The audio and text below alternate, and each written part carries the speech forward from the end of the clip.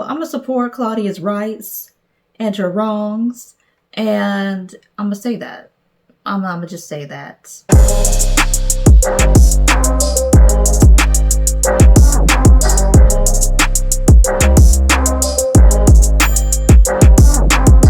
Hello and welcome back to Actually Let's Talk About It with me, your host Lily, and today, y'all, we are back at it again with Interview with a Vampire, but this time we are going to go into episodes 2 through 4, because they're not long. I think apparently they're 47 minutes each, so it's not that long. So we'll just go through episodes 2 through 4 in this video here today. So we're going to get right into it. I think I said everything I needed to say about my thoughts on episode 1, and I had a lot of them. I still stand beside the fact that I think Louis might be worse than Lestat. I stand by that. But we're here for the mess. We're here for the drama. Because it's still going to get you. It's still going to get that. Like, whenever we have a vampire TV show, it's always going to get messiness, drama. Sometimes the ethics ain't there. The characters aren't always meant to be ethical. And that is okay as well. That is okay as well. You know, you learn what you can, and then the entertainment is there too. So there's that. So we're going to get into this reaction immediately, but if you are watching this reaction on YouTube, whenever I do eventually post the reaction on YouTube, y'all, you are not going to see the full version because YouTube, you know, they don't play that. But it'll be available on Patreon, okay? And if you are a subscriber on the YouTube channel, I want to thank you so much for being a subscriber. And if you're watching this on YouTube and you have yet to subscribe to the channel, do not forget to do so if you'd like to support the channel further. And also a big ups to the lovely patrons on Patreon. Y'all, your support is so very much appreciated. And also we're going to do a little patron shout out to our lovely patrons on Patreon. So the first patron shout out will go out to Clover Me. The second patron shout out will go out to Holly. The third patron shout out will go out to Jarvis. The fourth patron shout out will go out to Bree. The fifth patron shout out will go out to Jaylani. The sixth patron shout out will go out to Virginie. And the seventh and final patron shout out will go out to Farid. And I want to thank you so much for your support on the Patreon, y'all. And do let me know if I'm mispronouncing anybody's name, because I will make sure I get it correct for the next round of reactions. To Romanus. Never heard of him. Little of his work survives. Mr. Dupont du Lac covets the rare. I do have to say this, and I know we just started, but y'all, peep the cup. I got it for $6 at Ross, but that's not what I wanted to say. And this was a few months back, but ain't it cute? It gives. But what I wanted to say was there has to be, like, the way that in Europe, specifically, like, European artists from back in the day, I'm not sure so much about the artists of today, because I'm not really versed on that. But the artists back in the day, they loved them a good tragedy. I'm not gonna hold y'all too long, but they loved them a good tragedy, and they love to depict it in paintings and in sculpture. And they loved a tragic man. They loved a tragic man. And I gotta say that. They loved to draw so many pictures of a nude tragic man. It was very interesting and enlightening. It was very female gazy, if you feel what I'm saying. And I mean gaze as in G-A-Z-E, with a Y at the end, gazy, female gazy. And I was living for that, because I'm like, y'all was making it extra detailed of how chiseled this man was, and his hip dips, and his legs, and you know, the veins on his legs, and his private areas. I'm like, y'all was real thorough. That's all I'm saying, y'all, they was real thorough. Way more thorough than they was with the women paintings. And I'm not saying nothing. I'm not saying nothing. But I peeped that. And I just wanted to share that, because it also goes into segue into how the Japanese artist who does JoJo's Bizarre Adventures, if y'all are familiar, if you are not, get into it, how he does his characters and their stands is very reminiscent, because he was inspired by European artists of old when he went to, I think it was Italy or some other part of Europe, to study art. And so I was like, I was really peeping that. And it also gives to the story, because, you know, we're dealing with men who are their own tragedy, or who bring tragedy to others.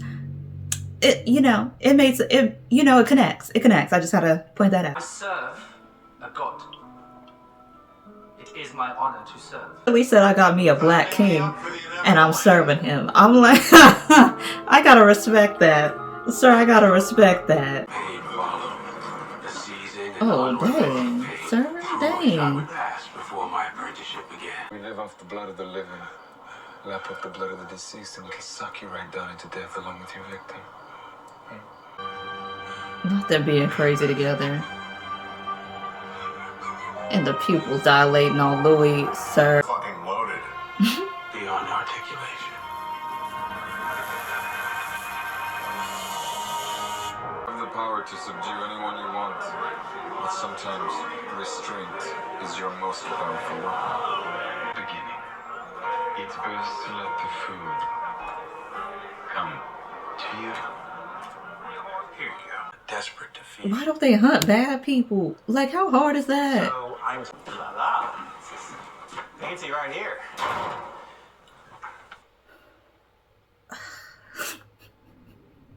Death of a salesman. But not the play. This is crazy work. Because he seemed like a, you know, on a spectrum of racism to abolitionist, like he firmly in the middle. So, like, he seemed like he a cool white man. And I don't know why they targeted him when there's others to be targeted, you know?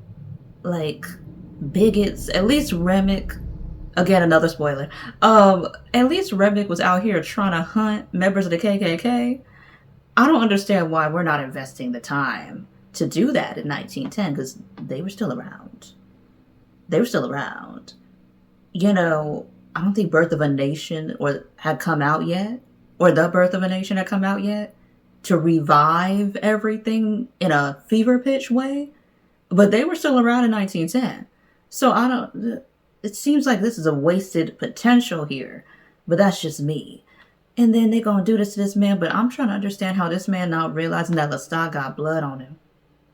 Heavily. Like his arm was covered, but the neckline wasn't. And he got blood on that.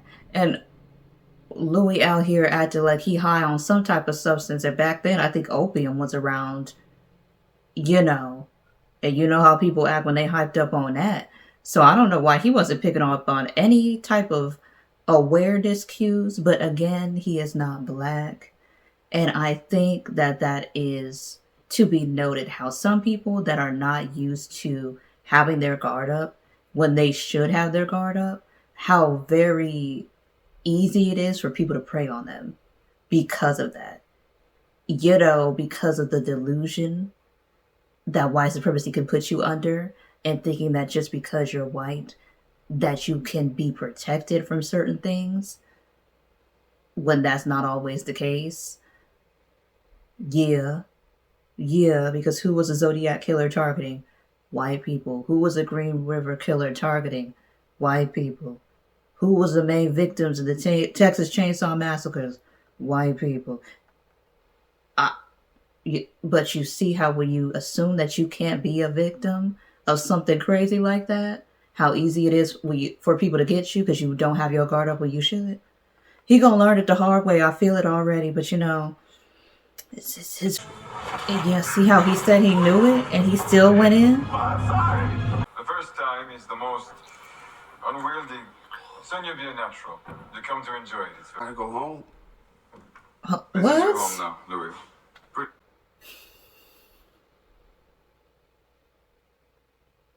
I hate to keep pausing, but Louis, what home? Where your mama is blaming you for the death of your brother? And you shacking up with his killer? I don't care. Because even when I told my sister about it, because my sister has already watched this and season 2, she's not telling me anything. But she basically tried to tell me that Lestat didn't kill Paul. I don't believe that. I don't care. I don't care.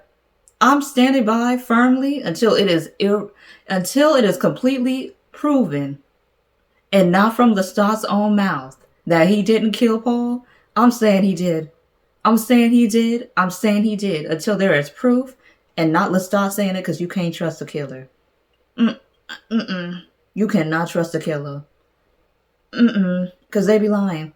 They be lying. I don't trust a serial murderer. He's lived too long to be honest. Lestat probably ain't even his name.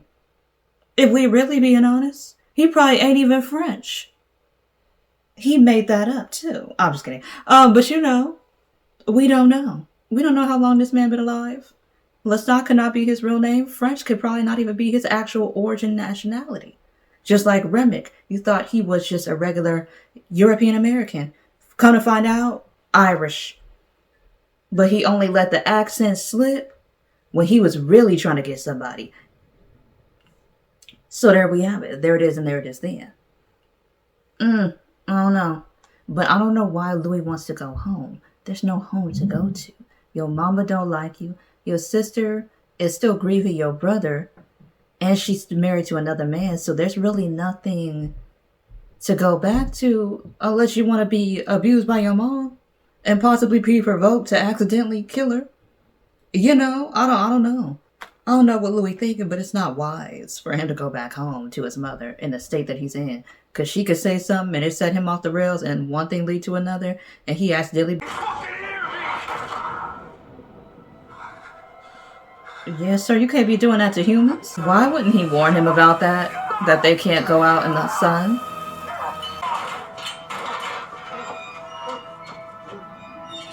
That's messed up. Vampire romance. Oh. And I'm gonna say this. And I'm gonna say it because I feel like people don't get it. Like, I said this was a BL. And in a way it is. But it's not a BL in which both characters are actually gay. Louis is. Lestat is not. And I'm gonna say why he's not. Lestat is actually not capable of being in love with anybody. He just likes to dominate.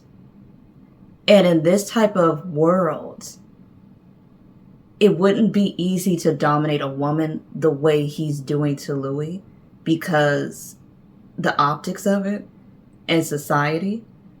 But it's easier for him in this world that he's in to do it to a man, specifically a black man, because of the, like, not really the regard in a societal lens in terms of European American society of how they would value a gay, light-skinned black man back in that time. So that's the only reason why he chose him. It's not necessarily because Lestat likes men or likes women. He's just very selfish and he knows he can get away with being a selfish person who wants to have a power over somebody by getting with a gay man. And I wanted to say that because I'm like, when people are saying, well, isn't Lestat straight? I don't think Lestat really, his sexuality matters. He just wants power. He wants dominance. And he can do that in this particular time period in 1910. He can have all the power, all the dominance over a light-skinned black man who's gay. Because, unfortunately, being a black man and being gay was a double negative back then. Not so much now, but it's still very hard. The way some people in the community will shun you for being a gay black man.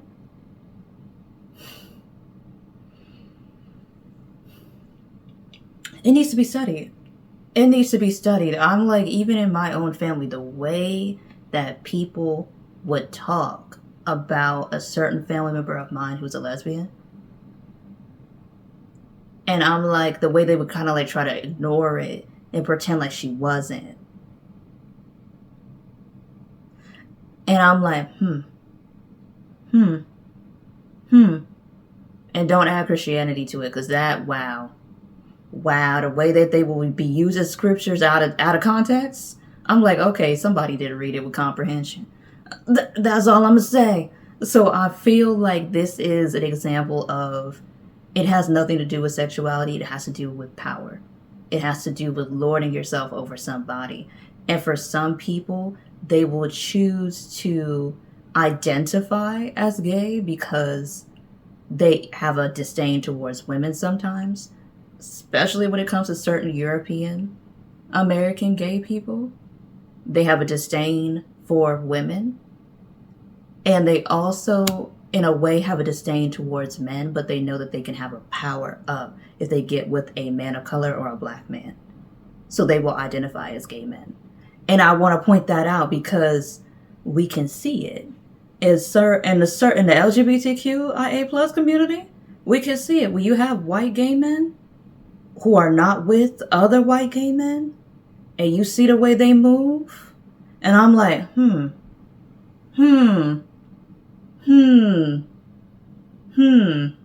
interesting. That's all I'm gonna say. That's just my observation. I'm like,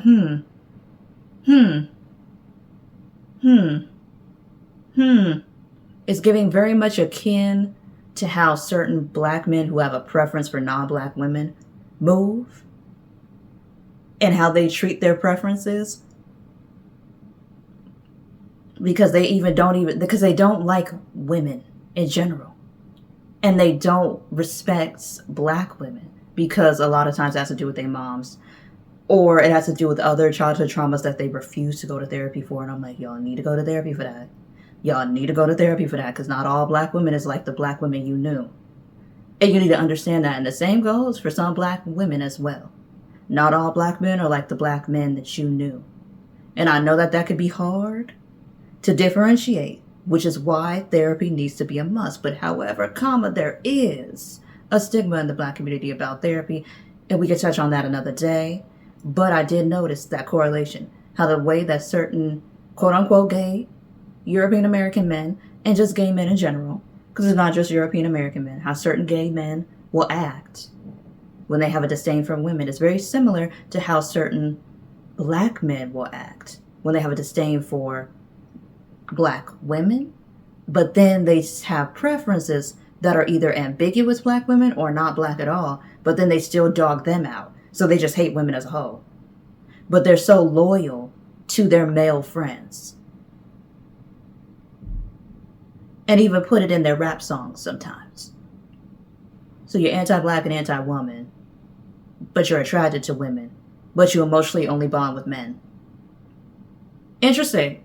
So it's like a conundrum of things. But this all has to do with the patriarchy and how it can affect your psyche if you're not careful. And how it can shape your view of people and how you consider them as disposable and usable to meet your needs and not thinking about how they feel or what they need. So yeah, I said all that as a roundabout way to just discuss that and how I see Lestat as a character, because I don't really see Lestat as a gay man. I just see Louis as one. Lestat is just somebody who craves power and craves being a power over someone and over others in a significant way. And by proxy, gayness in the 20th century is his way of having power. All right, sir. You can be on top. The writers in the writers' room. I bet they had a key. That day. White master, black student. But equal in the quiet time. My thoughts exactly. Now, why would you do that in front of Back him? to the salesman for a sec. Louis, make it make sense. It's giving weird. Vampires. It's giving strange. Louis is on It was the one. right line of questioning. I was haunted by the salesman. Wants the job so he can steal from you. Overcharge for drinks and women. Not enough for you to notice, but enough to make him good extra. We gonna stop with the Monshare stuff, cause no. Mr. Wandering Eye. As your flowers grow, you can see their thoughts like a one-reeler almost. Though, not in this picture show. You can't read my mind anymore. The architects of our creation mean to humble us. Willingness to separate from humanity was a constant struggle in my vampiric existence.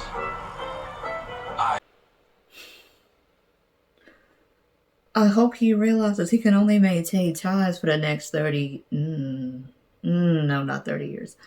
For the next 20 years. Because black people, we don't typically age the way others do. I'm going to leave it there. We don't typically age the way others do. But after a minute, people are going to notice that you're not aging at all. Okay? They're going to notice that you're not aging at all. Because we do got some young-looking people that's in their 60s. Okay, Angela Bassett? Goddamn. Okay? Goddamn. That's all I'm going to say. That's all I'm going to say. Goddamn. Diana Ross? I did not know Diana Ross was in her 80s. 80s, y'all. Looking like she looking. Shoot. Tracy Ellis Ross, her daughter, is in her 50s. Looking like she looking too. I'm like, good goddamn. Well. And that's just one of many. Denzel still looks good. Samuel L. Jackson's in his 70s, apparently. I'm like, since when? Since when, sir? I don't recall you aging, you being that old. I don't recall that. Swore he's 45. Swore that down. He was 45. Anywho, but I have to remember that my mom remembers him when he was younger. So in order for my mom, who's in her 50s, to remember Samuel L. Jackson when he was young, that means he's been around for a minute. So I'm like, maybe. But you know, it's things like that. So Louis can possibly at most go 30 years until 1940. Maybe still being able to get away with him looking like he looks now. Still getting able to get away with that. Possibly. He might have to use some makeup to at least make it look like he got laugh lines or fine lines just a little bit. But until 1940, he might be able to get away with this charade here of him not aging anymore. Maybe. I wanted like all the kindness for the invitation. I don't remember inviting him, but please take your overdressed self and have a fun time. Nails. He's getting his fingernails done. And the glasses. Some fashion certain men like him do, Lord. She pregnant. Oh my. You making me an uncle out here? Who told you? My, say me. Different you. Better you, I'd say. There's two of them. Well, this will come in handy then. Balconies have to be decorative only. Building codes allow those for residents, not for business. But that's only if you call it a pocket. Bright and industrious, huh? You doing way too much touching. Really are an exceptional Negro. Well. Oh, fine, Steve. At least exceptional Negro. Back in 1910, it's like saying you really are a magical Negro. You really make me feel at ease being around you. See, you just had to smile that off back in that day, because I would feel so offended. I'm like, I don't like to make racists feel comfortable. I want you to feel uncomfortable in my presence. I wanted to disturb your peace and make you want to go back home. That's what I want you to do. That's me. Louis different. He ain't like me. But I feel like disturbing white supremacist and racist peace is making the ancestors proud. Okay, that's all. So if somebody said that to me, I would feel like I wasn't doing my part on behalf of my ancestors. But Louis is Louis, and that's why we're here. You know. Yes, sir. Of course, sir. Subject, verb, agreement, sir. Smile, nod. And the next one.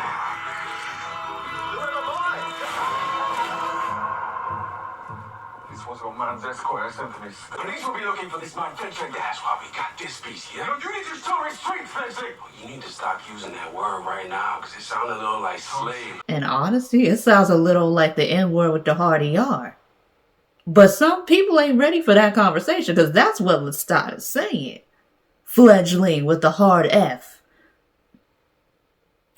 Okay. Because it's not sounding like slave. It sounded like the N-word with the hard E-or that homeboy in the first episode used.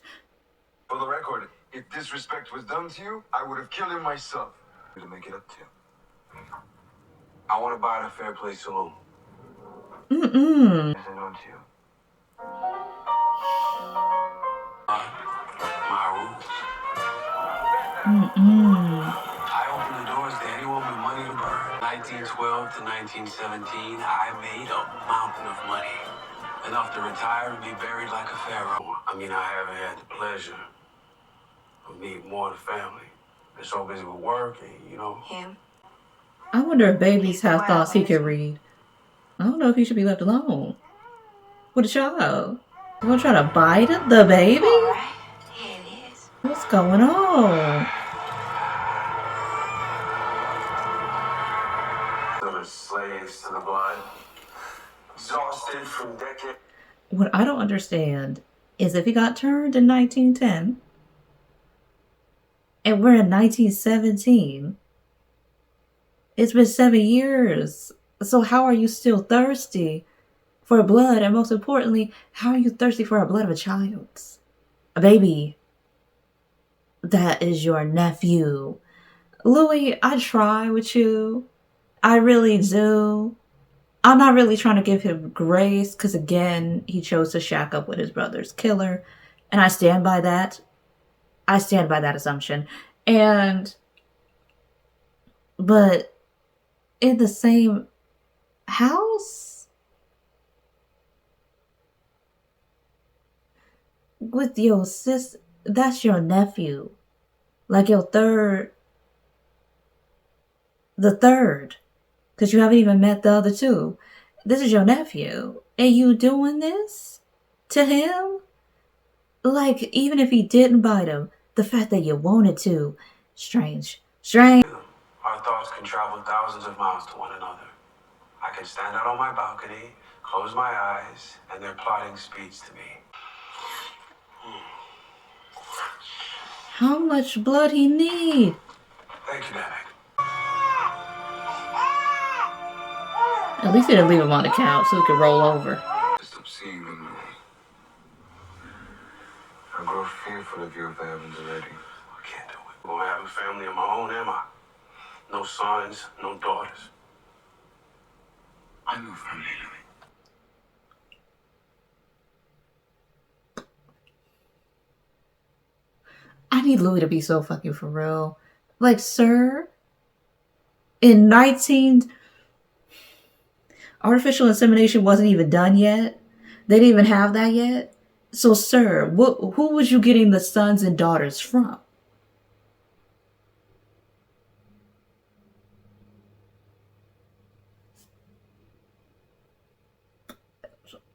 Who were you going to get the sons and daughters from? Were you going to have a lavender marriage?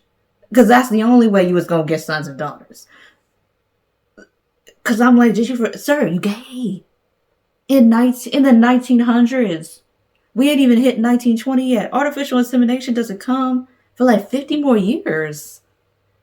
Like, we don't even have that technology yet. It's not there yet. Well, you could adopt. But biological sons and daughters, that was out of the question back then. Unless you found someone to have a lavender marriage with for a time, you had kids, and then you guys quietly divorced. And by lavender marriage, you know, is when two people who, let's say it's a lesbian and a gay man, they get married for the purpose of having biological children together. Then they get divorced so they can continue to live the lives they actually do want to live outside of the societal norm of heterosexuality.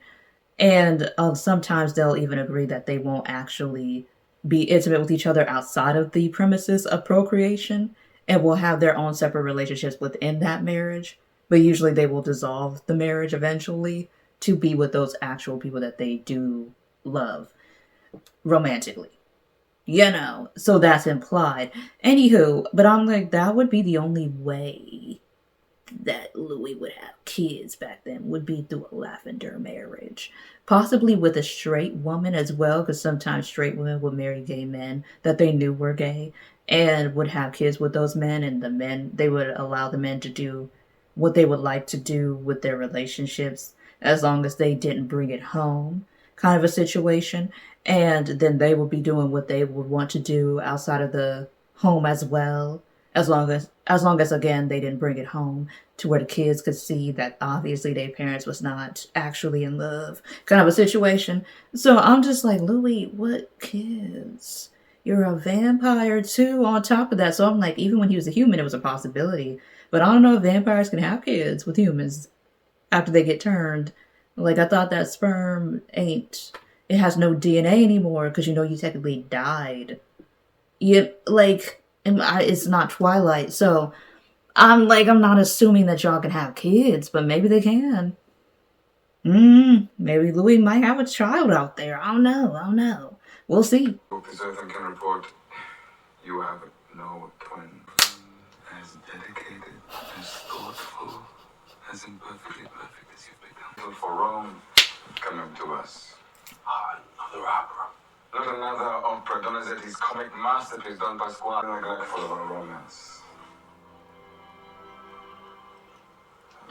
Steadfast pupil deserves a divine reward. Earth beneath me always felt liquid. Louis. The way he skipped over. Because Lestat don't care. And I think that Louis thought he cared. But in all actuality, Lestat does not care. Lestat just does not care. Like, The Weeknd has a song called Heartless. And that's just not even close to what Lestat is. Like, it goes beyond heartlessness. It goes beyond soullessness. Lestat is just a grotesque person. And I'm going to just leave it there. And if you need to know I would recommend y'all look up what grotesque means. He's just grotesque. And it's because of the way he acts.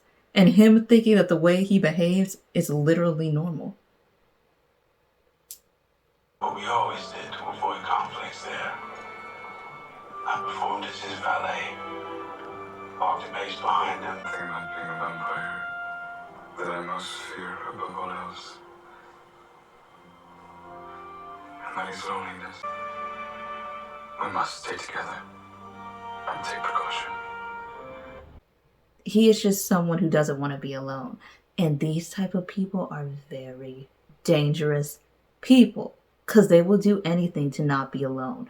They are so afraid of being with their own thoughts and being by themselves that they are willing to do unscrupulous things, which he did in the first episode to get Louis, which he's been doing in this episode to keep Louis by his side. He wants him to be disconnected from his family so that he can only be with him because you take his loneliness away.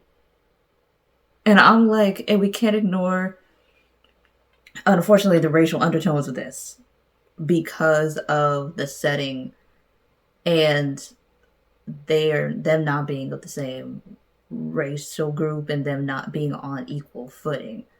These two will actually not be on equal footing in the US until 1965. There will always be a power imbalance in any interracial relationship until 1965 because that's when it's equal footing. And even then, in some cases, until 1996, when I was born, because that's when the I forget what is the name of it. It was the anti-mixing laws. Like, there were laws that people of different races could not mix together in the South. And I believe the final law in the South that had a law against race mixing was finally abolished in 1996 when I was born. Yeah.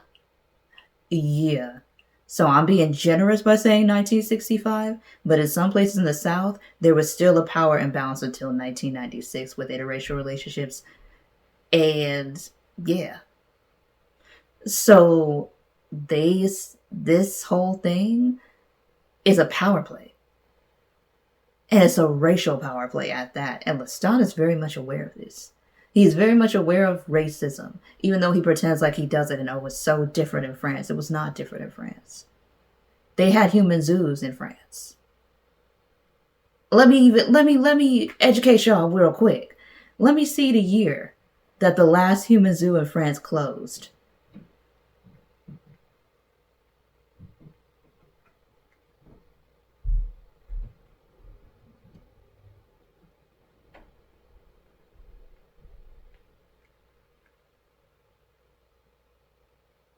The last human zoo in France, called Bamboula's Village, closed in 1994, following legal action by anti-racist organizations and unions.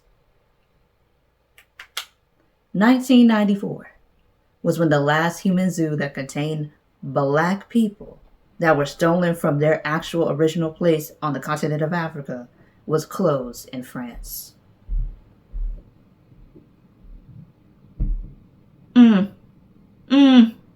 You see how insidious Lestat is? Trying to say he doesn't understand. Oh, it's different in Europe. Is it? Is it?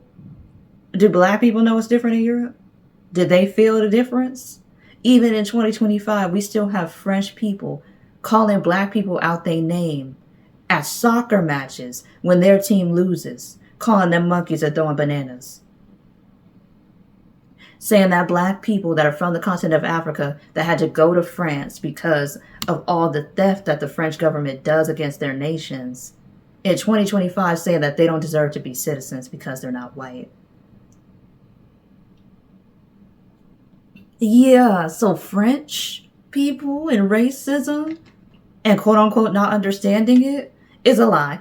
It's a lie. And it's not just against black people. Look up how they treat Algerian French people, which is actually the accent that Lestat has. He has an Algerian-esque French accent. That's why I was like, it doesn't sound like what you would consider a average French accent, because the way that Lestat speaks, there is a artist that I listen to named Saint Levant, and Saint Levant is a Palestinian, Algerian, French, Serbian artist, and when he speaks English, he sounds similar to the accent that the actor that plays Lestat is using. I don't know if he did that on purpose, like as a dig to the way that the French have treated Algerian people in France, but that's the accent that he is giving. That's the accent that he's giving right here. And even that, if that was his intent, Lestat taking on an accent of an oppressed French people while not being a part of that group is also insidious as hell too. So, yeah. Pierced his damn soul. And any humans who were involved in the creation of it existed on an elevated plane in his eyes. For him to be able to purposely sing off key is a talent in and of itself.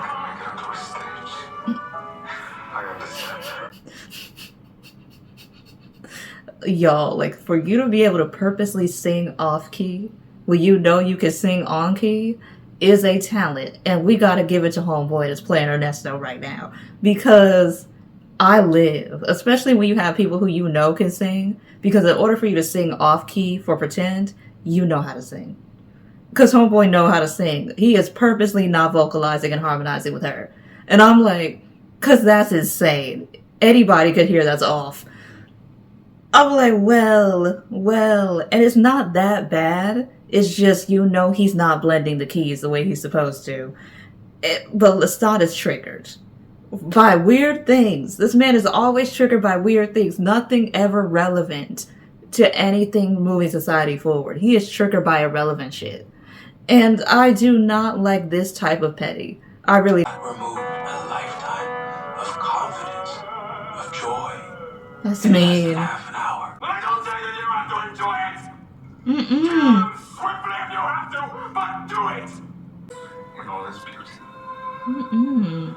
life as it is only known at the very point of death. They're so disturbing together. Stop was wrong. I was never going to be a natural, almost all human food. Like paste, chalk, like soap. I love how AMC is not letting Netflix have any credit. I live. Anyway, but I did notice how I didn't realize it until the end of episode 2, but how they're basically showing how interviewers who interview, some people will say the worst people in history and society, how much of their person they're putting on the line to interview these people. Because even though this is an interview with a vampire, you can imagine how journalists who have to interview serial killers, journalists who have to interview dictators, journalists who have to interview presidents who have done war crimes, how they have to go into these rooms with people who they know have a certain power over them in the place that they are. And they have to navigate that without having a familiarity or any type of relationship beforehand with these type of people, because that's their job. And I feel like that is really important to note. He has an advantage because he knows Louis. Even though Louis did attack him and try to kill him, he still has an advantage of familiarity, whereas the average journalist doesn't have that when they go into these type of situations. So they're theoretically going into their own version of a war zone with these type of people, yet still have to do it because that's their job. And we got to give kudos to them, because for real, if they could say no, they probably would in a heartbeat. But they can't because that's their job. Just to enjoy yourself. That can't be all there is. I know you don't believe that. This god complex of Lestat is crazy. Get off your bookshelf. Just them into circumstance. Whisper to them their Lord God and Savior is not listening, and you will see all kinds of depravity. Station to the Dogtown Bowl. It's a very swell place. Okay. On a high ground. New single. You're ashamed of what we are. Maybe I'm just pondering what I am. I don't want to kill people anymore. There it is. Okay then. What kind of music? You can pretend you're a vegetarian. I can pretend the fool. Later, there was nothing wrong with Jelly Roll's playing. Only something he overheard in an alleyway. A steady gig from the band in Chicago. It's the abused-abuser psychological relationship I'm talking about. I do not consider myself abused. And that is exactly what somebody who's been abused would say. You don't consider yourself abused, but it doesn't negate the fact that abuse did take place. Because you cannot consider yourself a victim of somebody's actions against you. That's fine.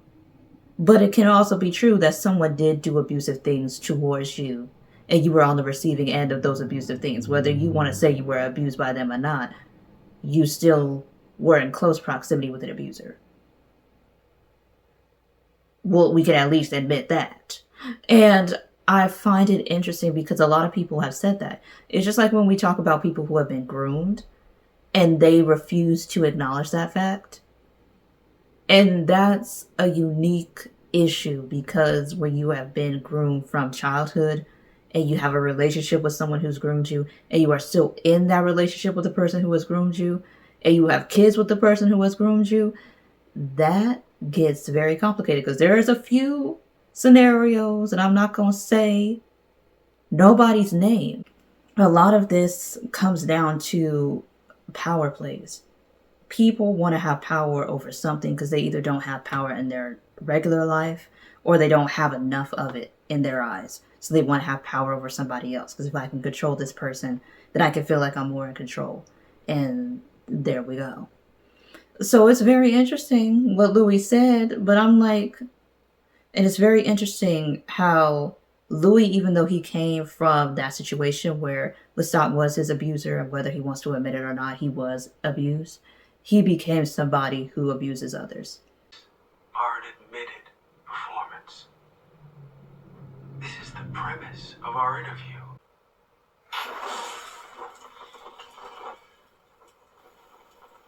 Now, that wasn't necessary. I like soft hands. I like burnished complexions. Heaven. A dentist from Tallahassee. Anything that wards off the dullness of the everlasting road we walk. The pleasures of the flesh.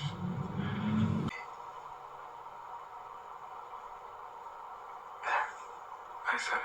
Lestat. I told y'all. He just cares about himself. He doesn't care about who he's with so much as who he can have power over. And there's a power that certain people believe that they have when you are attracted to them. There's a power that certain people believe that they have when you are pursuing them. Like the way that she was just basically being a lapdog, like laughing at his feet, holding on to him just very much in his face. There's a power to that.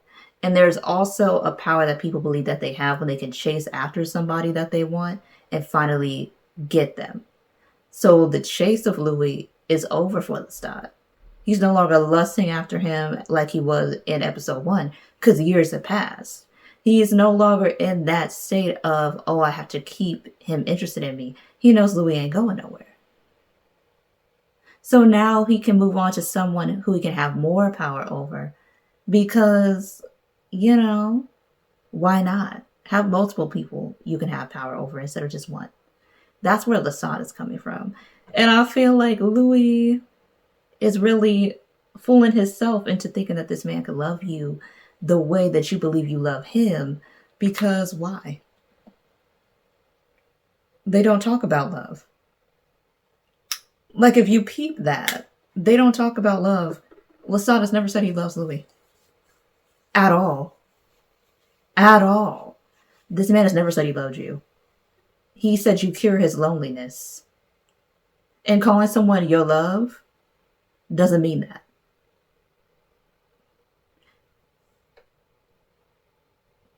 Literally, I can call a water bottle my love. I can call my phone my love. I can call my hand sanitizer my love. Doesn't mean I love it for real. I can call my food my love. It don't mean I love it for real. It don't. It don't. We call people we don't know that are celebrities my love. Sometimes. My yo queen, yo king. You don't know them. But you say that because it's just words. It doesn't mean anything. When there's no actual real human connection behind it. And they're not human anymore. And I'm gonna leave that there. I'm gonna leave that there. They're not human anymore. Lestat hasn't been a human for over 200 years. Louis, he never loved you to begin with. He lusted after you. And a lot of people mistake people lusting after them and wanting to pursue them because of the attraction. Attraction does not mean respect. Lestat doesn't respect Louis. Louis respects Lestat, but Lestat doesn't respect you.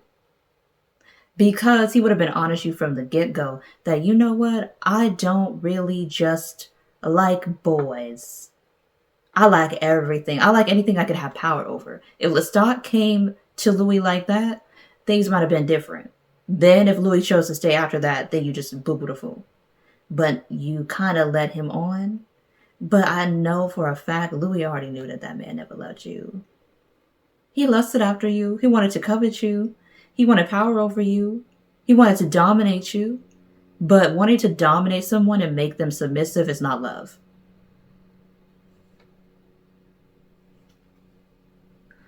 To all of my queer, aka LGBTQ people, someone wanting to dominate you and make you submissive is not love. To all my heterosexual girlies and guys, someone wanting to dominate you and make you submissive is not love. And you need to remember that.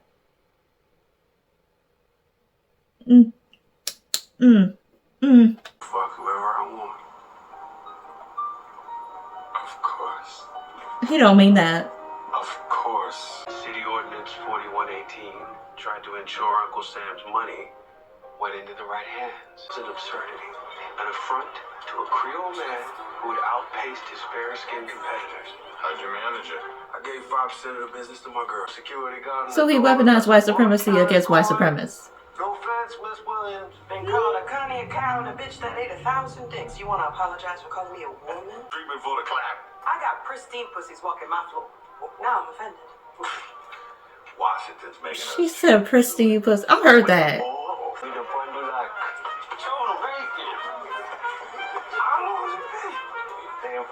Looking next to me, blew off 3 fingers. I saw enough. Hell.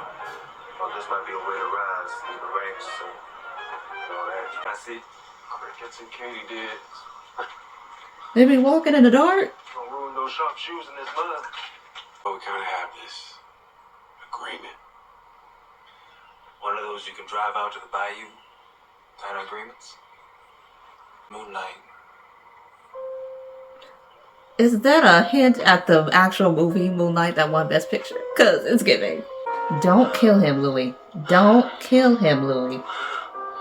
I was 16. I was older. We both knew even then we were a little different. Did it rain? The Odyssey of Recollection. Something's going on with Louis' memory, y'all. And I'm not sure what's going on with Louis' memory, but he's not good. at remembering things that he should be able to remember. Like, there's no reason why his memory should be going and you're a vampire. There's really no reason. The only reason why your memory would be hazy when you're a vampire is if you've manipulated your own memory or someone else has manipulated your own memory. I'm gonna say that. His memory shouldn't be foggy. It's giving dementia, but vampires don't get dementia. So that's the odd part. Him of 50 years ago was obviously still angry at Lestat, you know. So that could be dismissed as anger and you trying to dismiss how important you held someone who fucked you over. Makes sense. But now he can't even remember if it rained or not. That's a little weird.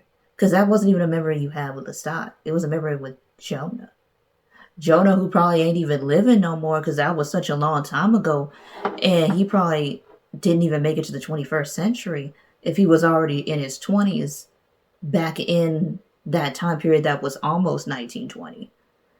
Ooh, that's crazy. That's crazy work. But either way, I find it odd that his memory is so messed up. And I think either Lestat messed it up, or seeing as he can just set things on fire using his mind, it feels like he might have purposely altered his own memories for whatever reason, so he doesn't have to deal with the grief associated with remembering. Because I feel like that is something as well. There's probably something that he's running from in his memories, and he doesn't want to remember things as they are, or as they were, because of what he's running from in his memories. Who knows what it is? But I am aware of Claudia. We are aware of her. And it might be something related to her, because I already knew Claudia. Because in my understanding of her, she's 5. She hasn't made an appearance yet. And I believe in the original Interview with a Vampire movie, she was 5 years old. And Homegirl from Spider-Man played her character. But I believe she is older, like a preteen or a teenager in this one here. So I am already aware of Claudia. Like, I know the gist of it. I just don't know how it all connects. But I feel like it might be something related to her, because she ain't nowhere to be found here. So...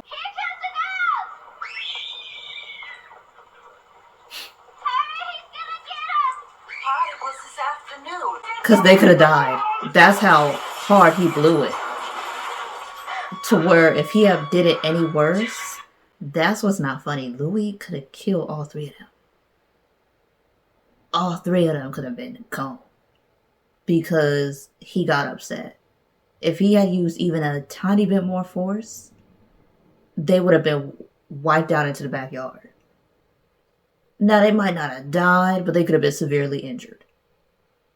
So, yeah, Louis can't come around no more. You know, you chose the man that you chose. And it would have been okay in his family if he had chose the man he chose. And he wasn't the way that he is. If he wasn't a vampire, maybe it would have been cool. But he's a vampire and he turned you. And you can't come around because you can't control your urges. You're not drinking right. You ain't moving well. Get out! Got all of these...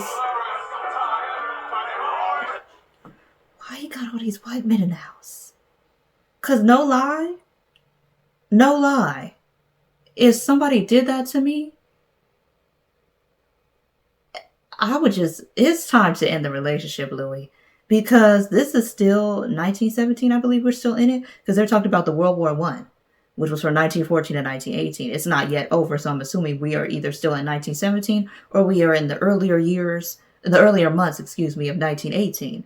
So either way it go, the way that military men act even today, when it comes to black people, even their fellow brothers and sisters in arms, is questionable. So, especially back then, all these men on alcohol, under the influence of alcohol, so their true nature is going to come out.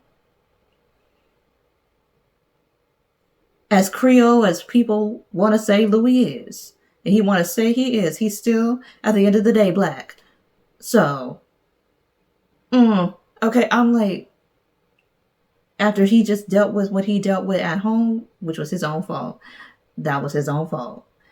And then out of spite, because he didn't come back on time, you invited all these random white men in here.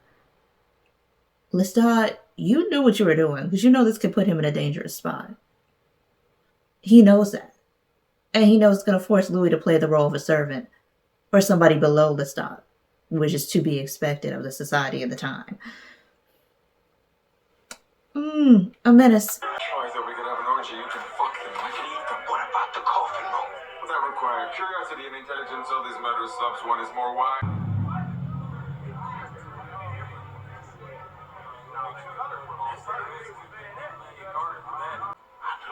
I knew you were there. Yes. You jealous? Yes. I don't like sharing.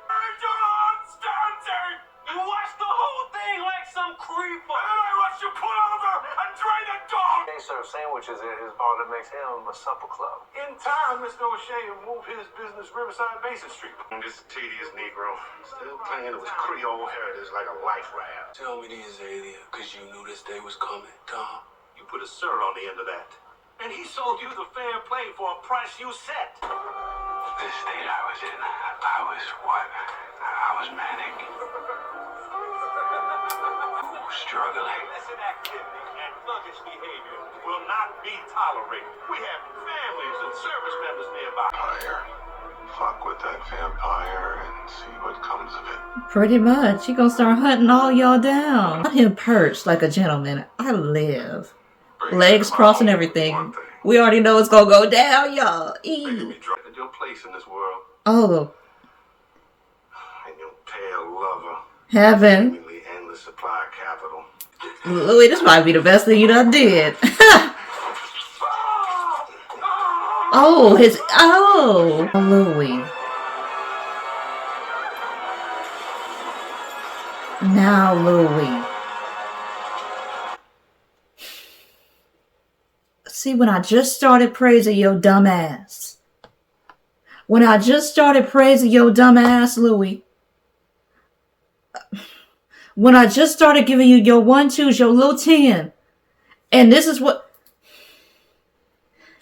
Dumbass. Dumbass. Dumbass. And I hate to say it, but that is so light-skinned of him. I hate to say it, but it's so light-skinned of him to do some dumb shit like that. I swear. We ain't all like that, y'all. We ain't all like that, y'all. Because, and this is so light-skinned of him, because the reason why we even say it's so light-skinned of you is because sometimes, as light-skinned people, inadvertently or advertently, we can align with white supremacy and not realize it. What Louis did was aligning with white supremacy because you know that their target is going to be on black people's backs now. You killed that man, and you didn't just kill him and disembowel him. You put a whites only sign on him, which lets anybody know that a black person did that. And you made it a public display. All you had to do was burn the body, Louis. All you had to do was make them wonder where he had gone and kill the other 16 members in the council. But no, you try to make a statement. Now you're making it unsafe for not just you, but for every black person in this town. That's the stupid part. That's what's so dumb about what Louis is doing. He is not thinking about all the black people that you're putting at risk in the day when you can't come out and at night. Like, what the hell, Louis? What the hell are we doing, Louis? You didn't think this through. You didn't think this through at all. And as much as I hate to give Lestat his 10s, he got 10s when it comes to disposing of a body quietly. Because the way Louis could have just disposed of the alderman's body quietly, but no, you had to make a statement. In 1917, a statement that puts every black person at risk, that could get every black person driven out of town in the midst of a world war. And anything that bad that happens to black people now is his fault. You should have. Did you not smile when he begged? Lestat, quit supporting his wrongs. Companion of the dark gift, finally. You and me ain't ever gonna work. That's why you're always gonna be alone. All this is his fault. Whole again. Can I help you? Please let me help. Go help. Just run. A rooming house. Now a fire trap. Hey, my Claudia. My redemption.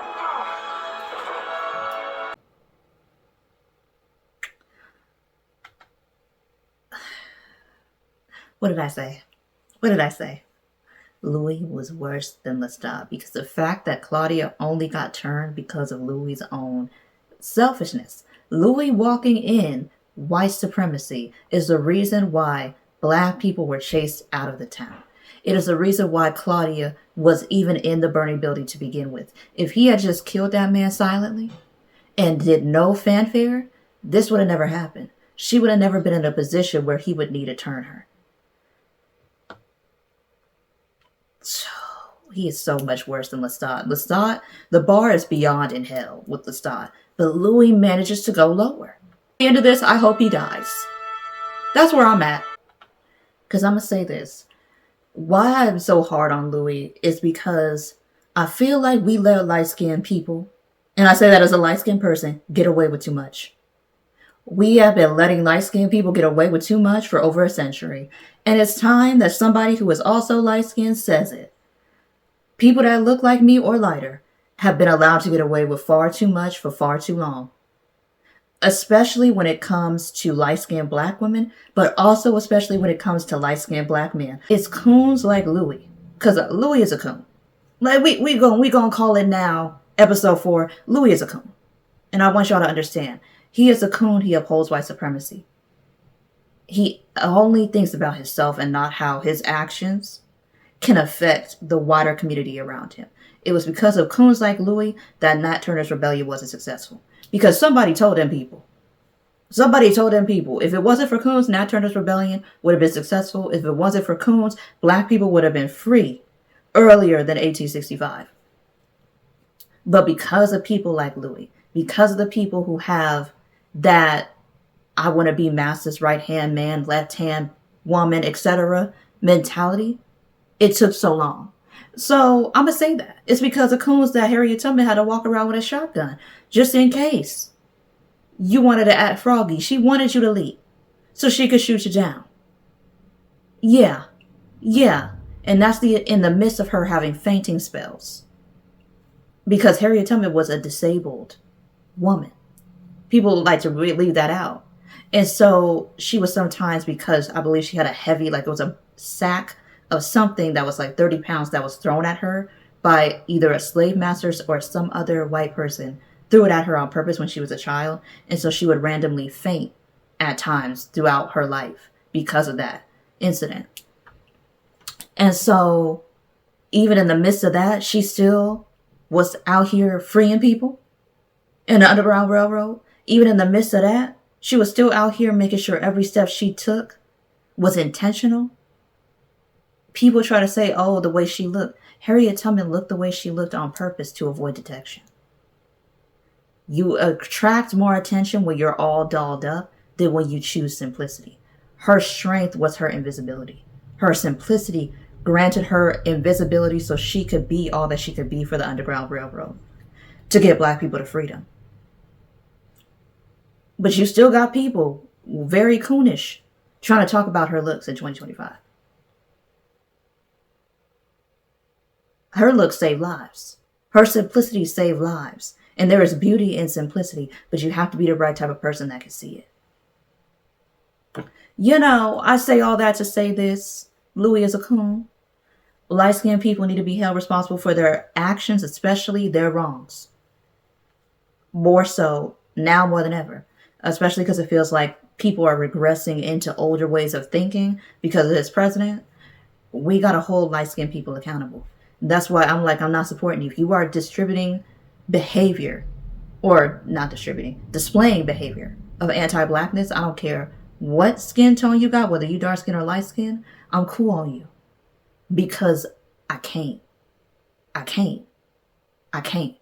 And I'm not going to make excuses for you because Google is free. You know what you're doing. You know you're being anti-black. But you're choosing it anyway.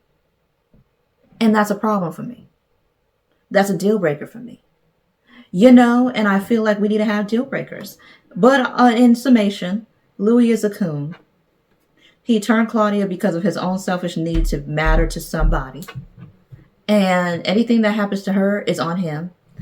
And anything that happened to the black people in his town is on him. And anything that'll happen further is completely on him because he knows exactly what he's doing. There it is. Good morning. I hope you passed a comfortable night. I never pass a comfortable night. Heaven.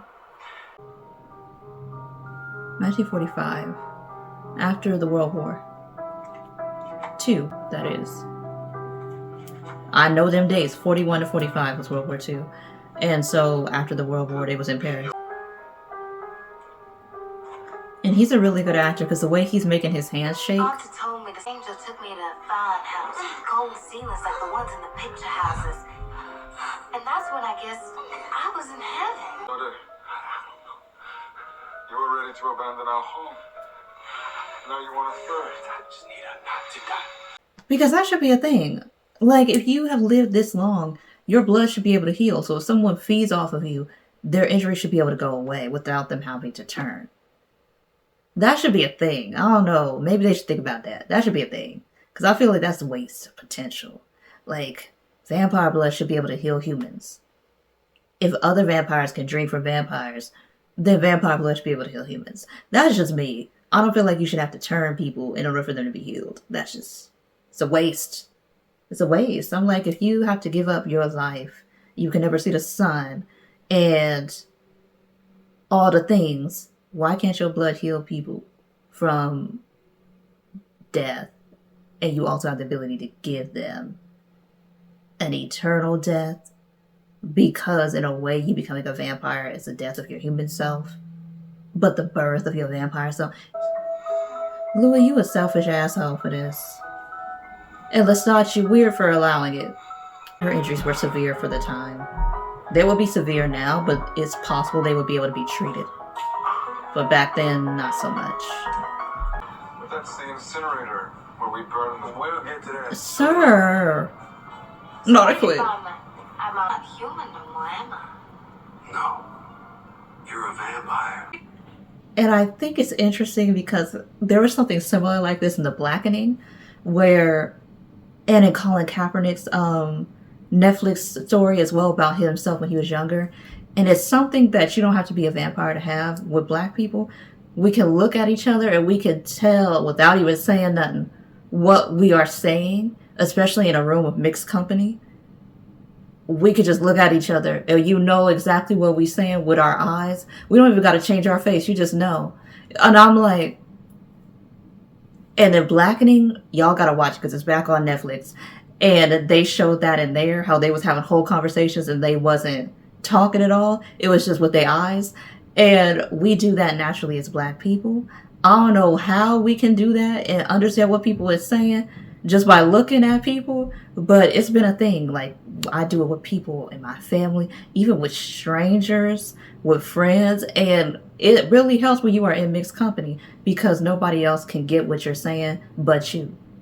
But people that are really like racist, like even in Colin Kaepernick's story, Colin Kaepernick, I think it was in Black and White, when they were showing how he was usually on a team that was not predominantly black, and he was the only black kid in the team, really, on the team, I mean, and he was just looking at the other black person that was on the other team that he was playing against, and it was baseball too. And because they was having like a silent conversation with just their eyes before they started to do what they was doing in the game, the umpire, who was a white man, was like, oh, we'll have none of that. So like Lestat kind of being like that here is very, very interesting. Oh yeah, she didn't get that he was gay yet. Okay. Or, well, Louis is. And Lestat's just there. You know I have to. Sure how I feel about that pleated skirt. Heaven. Fun, it has movement. I think I'm gonna die. Please. I'm vampire style. From starvation. Girl. Hurt yourself, I can see. Mm-mm. She in there writing. It's crazy work. Something ain't right here. It's not, sir. It's really not. I love it, Daddy Lou. Can I get this one, please?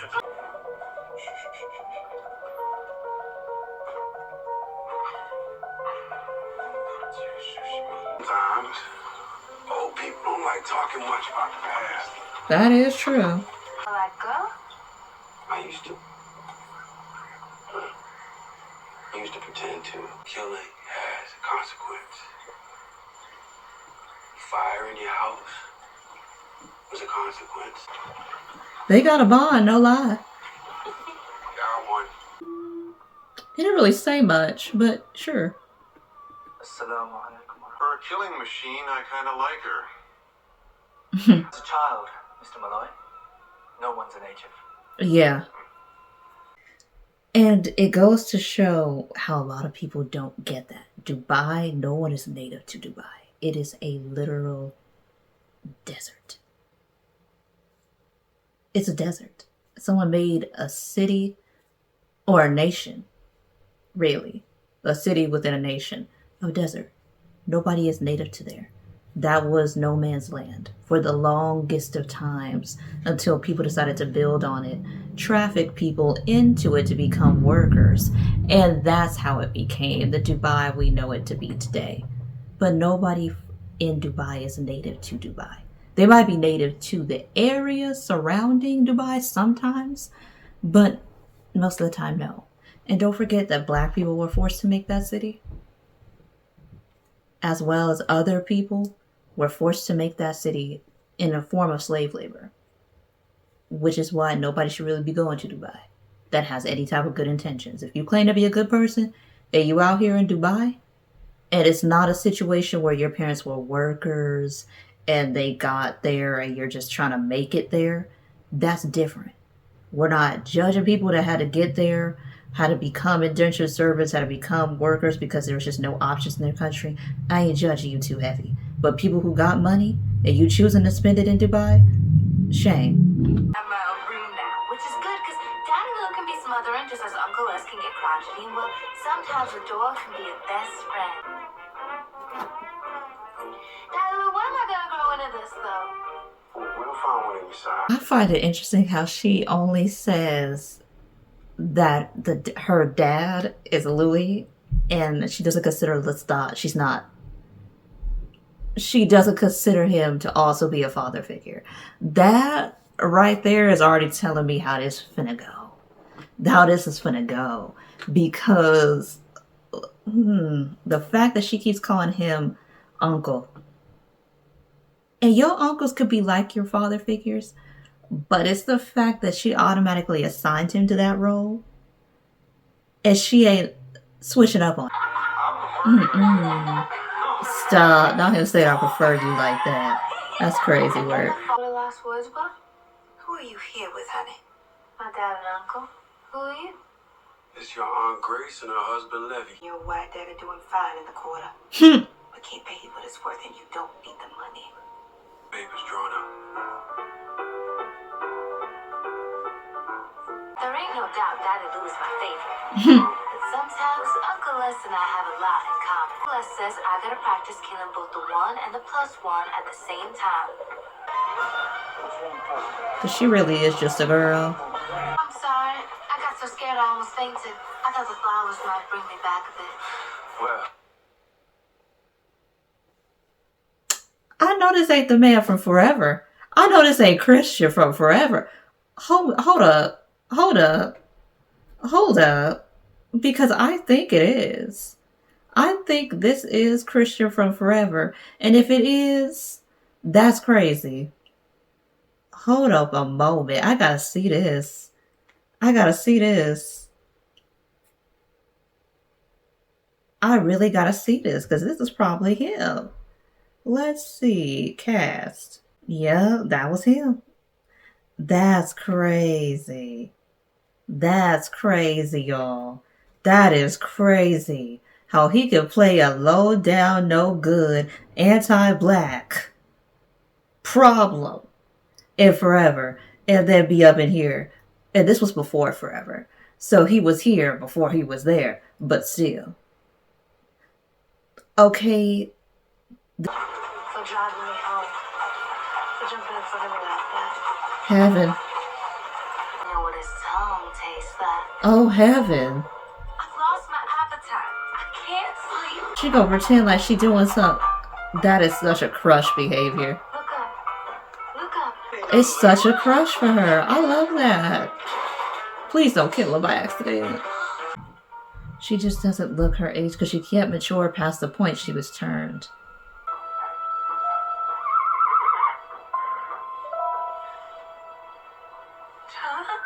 Lestat? You didn't have to kill him, you killed him completely. Lestat. Just try, please. You will never get close to mortals. Because sooner or later, they end up dead. Claudia was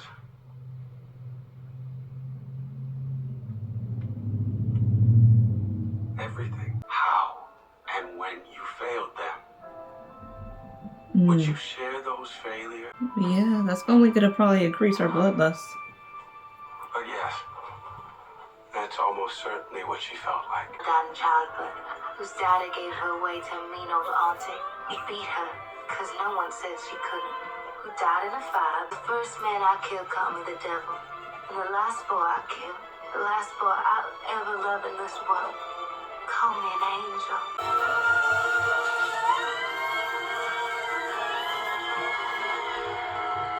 Claudia done. She done. She done, y'all. She's done. And I think that that's probably the scariest thing that Lestat and Louis have done is Claudia. I feel like they haven't seen worse yet. Unfortunately, they haven't seen worse yet. Unfortunately, it gets worse. Unfortunately. When it comes to Claudia, it get worse. I feel like she is just getting started. I feel if Lestat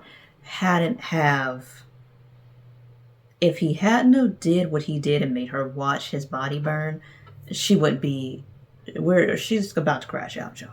And it's a rightful crash out. Okay? Okay. I just want people to know whatever Claudia does after this is justified because the adults around her failed her. It is Louis' own sins that she had to pay for in the first place. It is Louis' own selfishness and self-righteousness that let Lestat turn her. She should have just died in the fire. He should have atoned for what he willfully did and all the black people he harmed and faced that, but he couldn't stomach it. But now you have Claudia, who was too young when she was turned. She was 14. In the book, I believe she was 5. So this is an upgrade. An upgrade, because a 14-year-old, it's definitely a teenage body, but at least you can get away with just saying that your body just looked like that because it never developed further. At least you could explain your way out of that more so than you could if you was a 5-year-old body with a grown woman mind. Now that, you can't come back from that. I'm glad they aged her up a little because that would have been sick. That would have been crazy. And then also finding a 5-year-old actress to do this, ain't nobody parent gonna let them do it. Nah, not gonna happen. And they would have to change the story a lot, but still finding a 5-year-old to play a vampire and getting into the child vampire, that's too much for television. It's not digestible. It's not digestible. Okay? But yeah, I think that she's justified in whatever she does, whatever Claudia does, it is Louis' fault the most, and it is Lestat's fault for turning her. They should have never played with it. They should have never played with it. And because they did, she's going to suffer from it. Because Louis is still standing. We have no clue where Claudia is in the future. In the present time. We have no clue where she is. And anything bad that happens to her along her journey, Charlie's death is on Louis and Lestat. but more so on Louis. Because Lestat wanted her to die when she was supposed to. And Louis insisted. And so we're seeing how Louis is really the villain of his own story. He is an abuser as much as Lestat is, unfortunately for him. Even though he thinks he's not. You gave her all the fatherly love she could ask for, but you gave her a life where she will forever be 14. And she didn't agree to that. She didn't consent to that. You turned her without permission. All she asked for was for you to help her out of the fire. Anything else, you're doing too much. She didn't ask for it. So I feel like Louis is going to have to reckon with anything bad that happens to Claudia is on him. And him completely. Because Lestat been, like I said, the bar is below hell. But Louis manages to go lower. So I'm going to support Claudia's rights and her wrongs. And I'm going to say that. I'm going to just say that right now. Because I feel like she has been thrust into a situation she never had an opinion in. She never had an option to opt out. And I feel like the more and more that she does that game that she does with the sun, she might actually develop a resistance to it. Possibly. That's what I'm thinking they're alluding to. Or, because she definitely gonna be out of her mind for the next episode and possibly for the rest of the season. She might just continue to be out of her mind because she just doesn't understand why Charlie died. And Lestat is blaming her instead of taking empathy for her. And it's really not going to do well for her mentally. She's going to have a certain outlook on how she kills. And I can already tell it's not going to be good. They thought it was trouble before. They haven't seen trouble yet. I already know. Because it's kind of like gaslighting her. You created her. Both of y'all created her. And now you're faulting her for being in love, saying this is why we don't entangle with humans, because they're just food. And Lestat keeps telling her that. And then Louis, he's trying to be a little bit empathetic, but still, they could have at least just humored her. They could have tried to pretend like they were trying to save him. Because you never know. And the fact that they couldn't at least humor her is what's really messing with her mind. They couldn't humor her. Even though she's no longer a human, she still thinks up until that point very humanly. They could have just humored her and saved everybody in the town for whatever she's about to unleash. Because she's gone off the deep end. Now she feels completely justified in whatever she does to humans because they are completely and utterly expendable, even humans that she loved. So we have that. And she went through a lot of trauma. Like she said, her mom died in childbirth. Her dad abandoned her to be with her aunt that kept hitting her and nobody helped.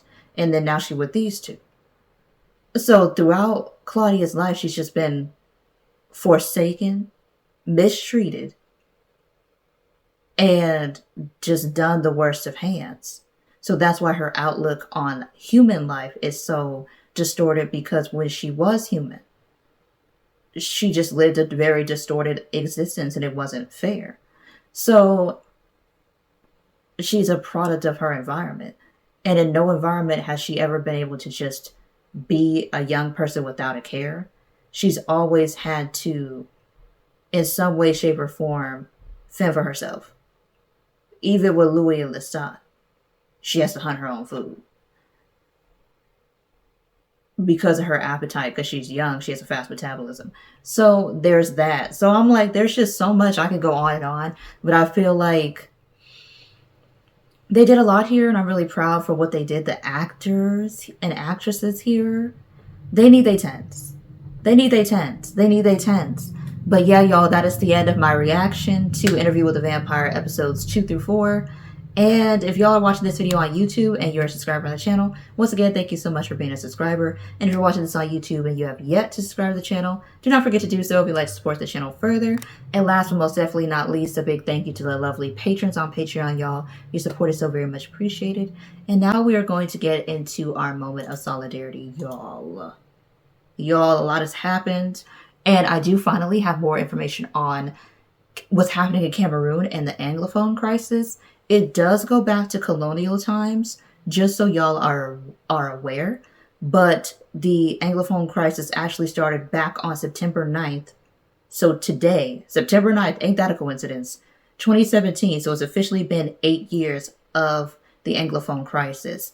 And it's an ongoing armed conflict in the English-speaking northwest and southwest regions of Cameroon. And it's between the Cameroonian government and the Ambazonian separatist groups that's a part of this Anglophone crisis.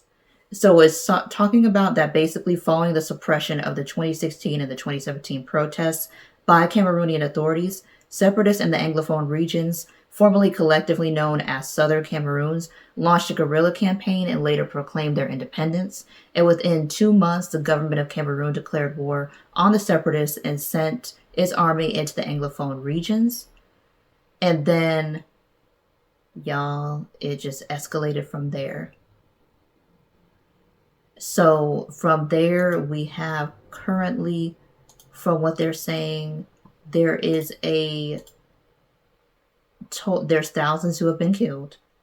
And as of now, between this time, 900 people have been forced to flee internally, and 60,000 people have fled abroad. So there is a lot to unpack with the Anglophone crisis, but that is just a brief overview of what I have found out. And that's through the Wikipedia page. Like, there's a whole page on it, and I'm probably going to link it on the link tree. And then the exact number of internally displaced people and people who had just decided to flee the country as a whole was from the U.S. Committee for Refugees and Immigrants, and it's called basically refugees.org.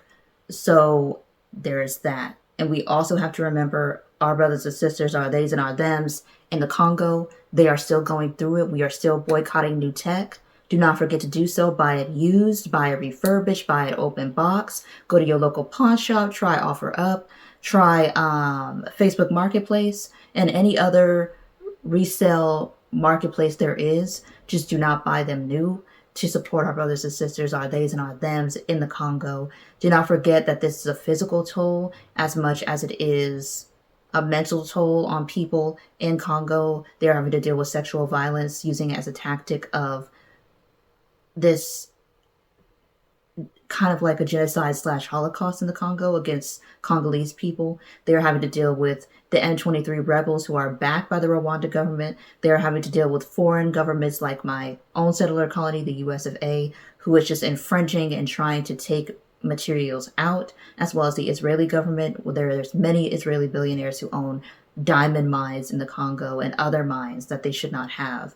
And this also polluting the environment. And you have to remember that the Congo has a lot of environment purifying rainforests and streams and waterways, and those are being tainted by these corporations. So it's not just affecting the people, it's affecting the land, and it will affect our planet if we do not do enough to stop what is happening in the Congo. So do keep that in mind as well.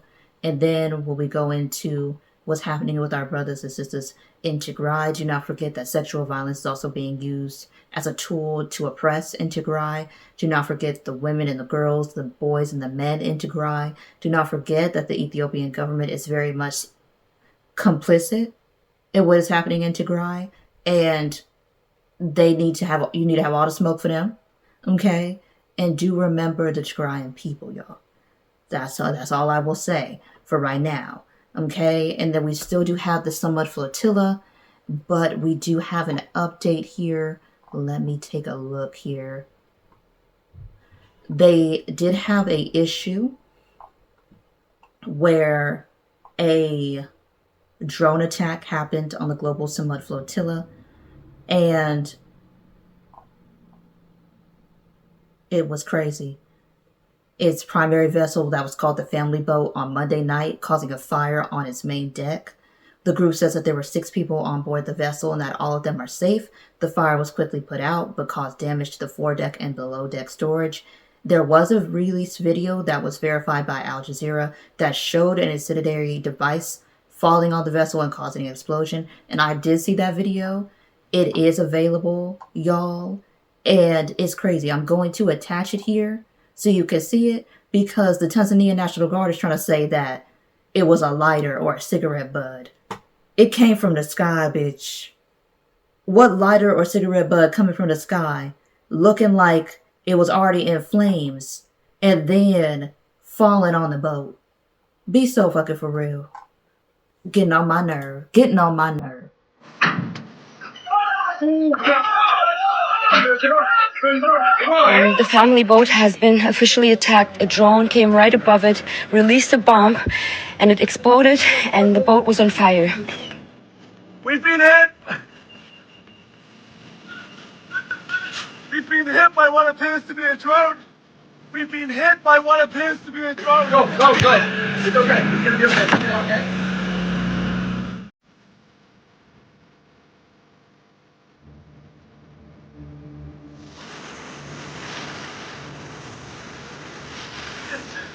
We just got hit. The vessel is on fire. Our vessel been hit by what appears to be a drone. The vessel's on fire.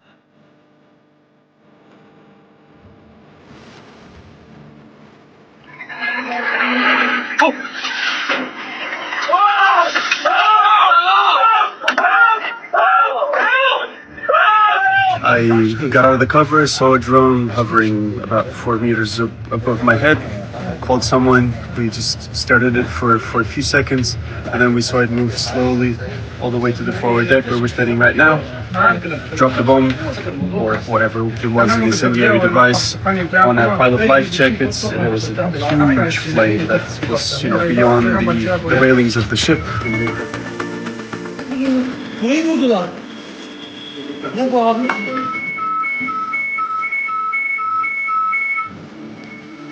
5 months ago, our boat, the Conscious, was attacked pretty much the same way, and we all know by who. We cannot attest on which is the owner of this drone. We cannot attest where it came from, but we know who used quadcopter drones with explosive devices and who really hates the idea of a humanitarian mission trying to stop children from starving to death in Gaza.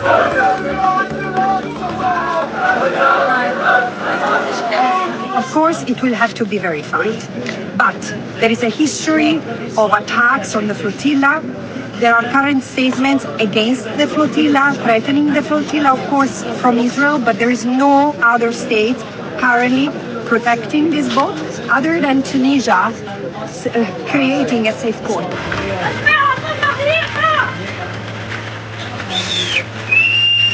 Guys, you all the time, you can see all the planes burnt up here. If they can do this here to a non-violent, humanitarian, peaceful mission, they can do anything, anywhere. So we need to stop this horrific threat to the entire world. Guys,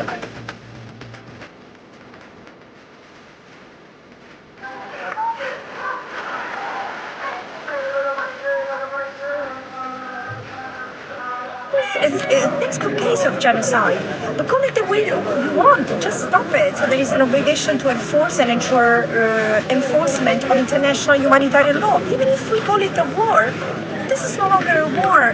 This is an attack against civilians. Alrighty, so it does say here that we going into what's happening in Gaza, y'all.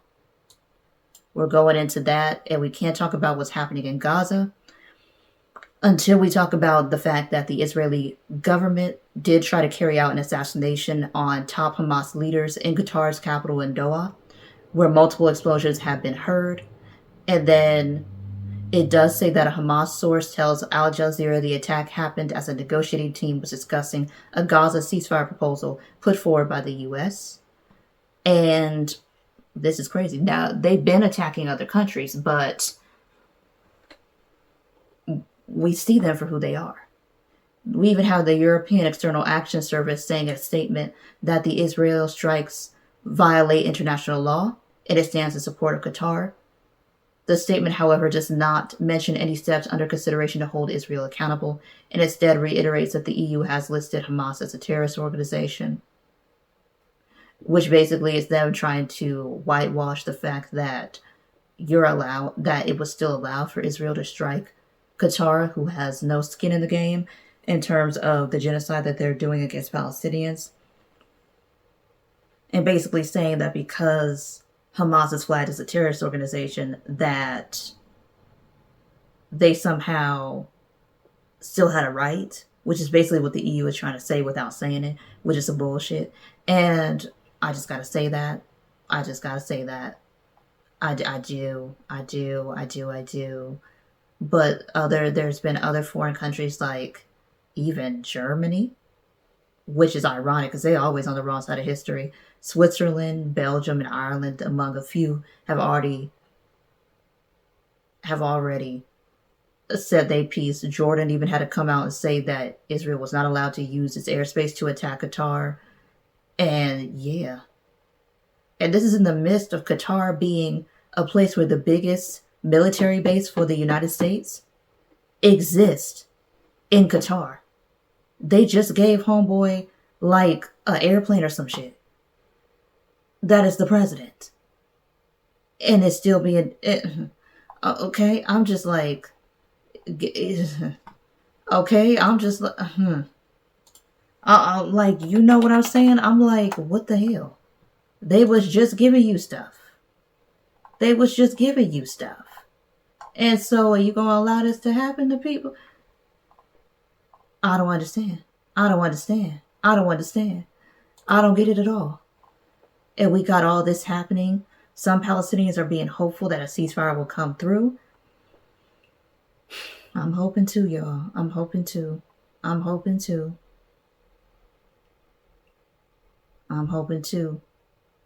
And then since the dawn of today, at least 39 people have been killed and more than 20 are missing following Israeli attacks on the Gaza Strip. Y'all.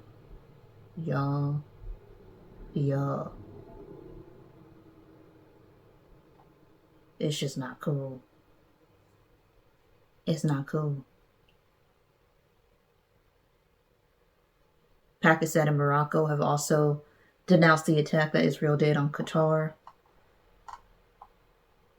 Syria.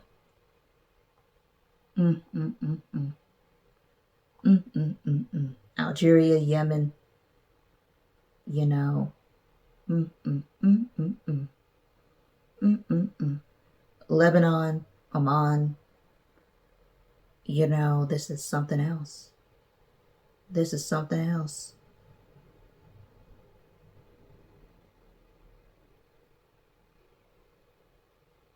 Even the Pope is talking about it. I'm like, who?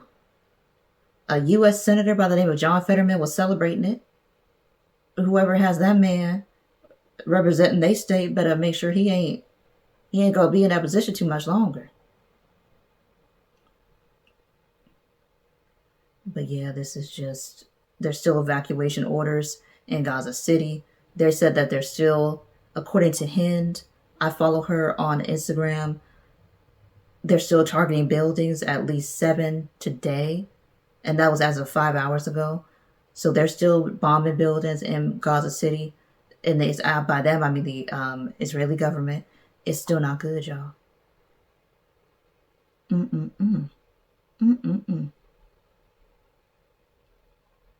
It's just not okay. It's not okay. And